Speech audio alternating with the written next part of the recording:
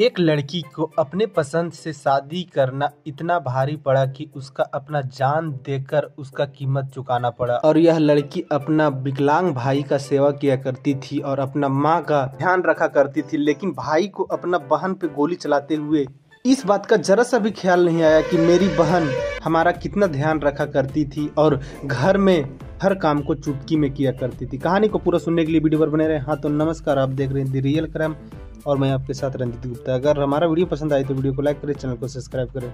उत्तर प्रदेश के हरदोई जिले के पाली थाना में एक लड़की रहा करती थी जिसका नाम मानवी होता है। मानवी जब स्कूल में पढ़ा करती थी उसी वक्त एक लड़का से इसका दोस्ती हो जाता है जिसका नाम अभिनव कटियार होता है। दोनों धीरे धीरे आगे बढ़ रहे थे और उम्र भी बढ़ रहा था। फिर दोनों प्यार करने लगते हैं और दोनों साथ में जीने मरने का कस्में भी खाने लगते हैं। लेकिन यहाँ बस फर्क था, तो अभिनव कुर्मी जाति में आया करता था और जो मानवी थी वह मिश्रा जात में यानी पंडित जात में आया करती थी। लड़की जाति को नहीं देख रही थी, लड़की बस अभिनव का अंदर का फीलिंग और उसका बचपन का दोस्ती देख रही थी। और दोनों धीरे धीरे पढ़ाई में आगे बढ़ रहे थे और वक्त आ जाता है 2023-24 का।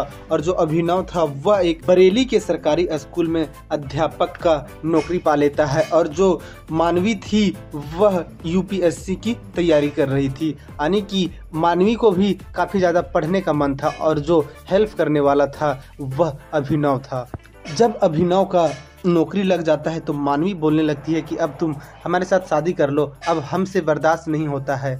अगर तुम मेरे साथ शादी नहीं करते हो तो मेरे घर वाले कहीं दूसरे जगह मेरा शादी करवा देंगे और मैं तुम्हारे बिना नहीं जी सकता हूँ।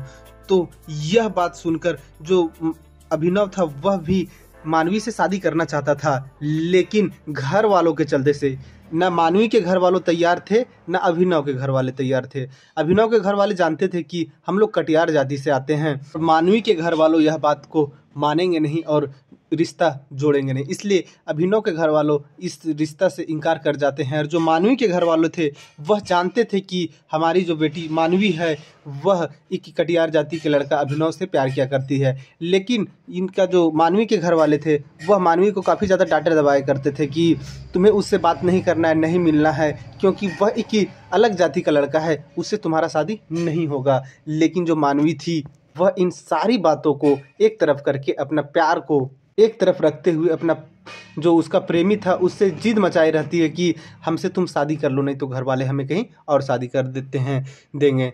तो तंग आकर जो अभिनव था वह तो शादी करने के लिए तैयार ही था, लेकिन जब ज़्यादा प्रेस करती है मानवी तो फिर वह तंग आकर जनवरी 2025 में ही कोर्ट में जाकर मानवी के साथ कोर्ट मैरिज कर लेता है। लेकिन जो अभिनव था वह बरेली में टीचर था, तब वह बरेली चला जाता है वहाँ पर अपनी डिप्टी के लिए। और जो मानवी थी वह अपना घर आ जाती है और अपना माँ और भाई के साथ रहने लगती है। लेकिन एक रात मानवी के पास अभिनव फ़ोन करता है करीबन 10 बजे के आसपास, और अभिनव जो था वह मानवी से सर समाचार पूछने लगता है। लेकिन इतने में ही जो मानवी थी वह रोने लगती है और बोलती है कि हमें यहाँ से ले जाओ, नहीं तो मैं यहाँ जिंदा नहीं बच पाऊँगा, हमें यहाँ लोग मार देंगे। अभिनव बोलता है कि तुम्हारा जो भाई है वह तुम्हें अभी भी परेशान करता है। तो मानवी बोलती है कि बस हमें यहाँ से ले जाओ, नहीं तो हमें ये लोग मार देंगे।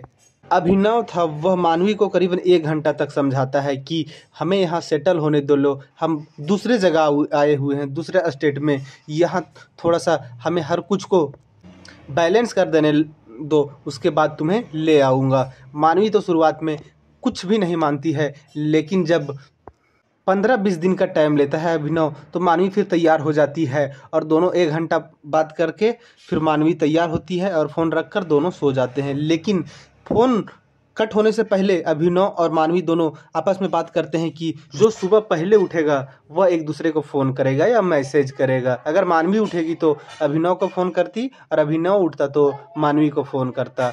लेकिन सुबह होता है और अभिनव उठता है और मानवी का कोई फ़ोन नहीं आया हुआ था और नहीं मैसेज आया हुआ था। अभिनव फिर मानवी के पास फ़ोन लगाता है तो मानवी नहीं फ़ोन उठाती है नहीं मैसेज करती है। इधर से अभिनव मैसेज भी करता है लेकिन मानवी उसका रिप्लाई भी नहीं देती है। 3-4 बार अभिनव मैसेज करता है लेकिन कोई इसका रिप्लाई नहीं आता है, नहीं फ़ोन रिटर्न किया जाता है।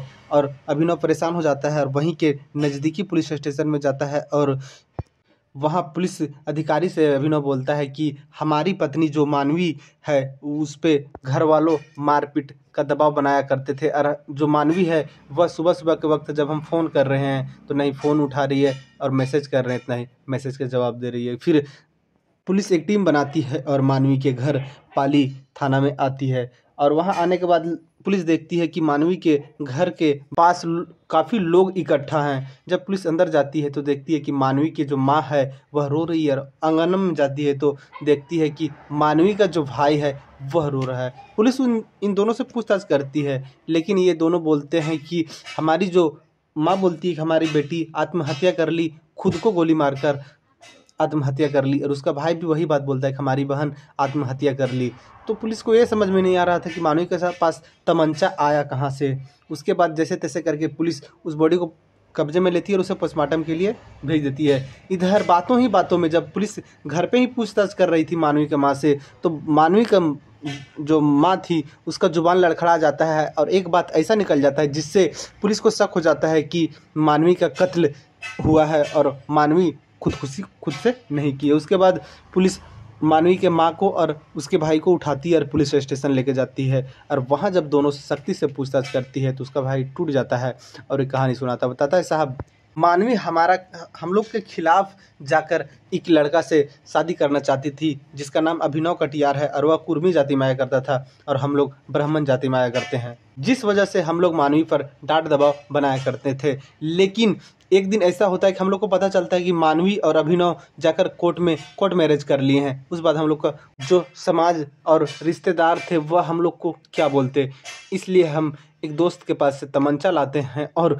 मानवी को सोने दे लेते हैं और उसका सर में जाकर गोली मार देते हैं। उसके बाद पुलिस उसकी माँ और उसका भाई के ऊपर चार्जशीट तैयार करती है और मामला कोर्ट भेजती है। मानवी यूपीएससी का तैयारी कर रही थी और मानवी को भी नौकरी करने का काफ़ी ज़्यादा इच्छा है। बता दूं कि मानवी के जो पिता थे वह सिक्योरिटी गार्ड का काम किया करते थे, और मानवी का भाई एक विकलांग व्यक्ति थे, जो कि मानवी ही घर का काम कार्य किया करती, समय पर खाना देना और भाई का हर तरह से देखभाल करना। लेकिन भाई अपने बहन को मारते हुए जरा सा भी नहीं सोचता है कि अपना बहन को कत्ल ना करके और इसका कुछ और रास्ता निकाला जाए, और उसका भाई आवेश में आकर अपने बहन पर गोली चला देता है। लेकिन उसकी माँ भी जरा सा अपना बेटे को और मानवी को, भाई को नहीं रोक पाती है और नहीं समझा पाती है कि इसका कोई बीच का रास्ता निकालो, ना कि इसको जान से ही मारकर इसका अरमान को ख़त्म कर दें। इस कहानी में इतना ही। जय हिंद, जय भारत।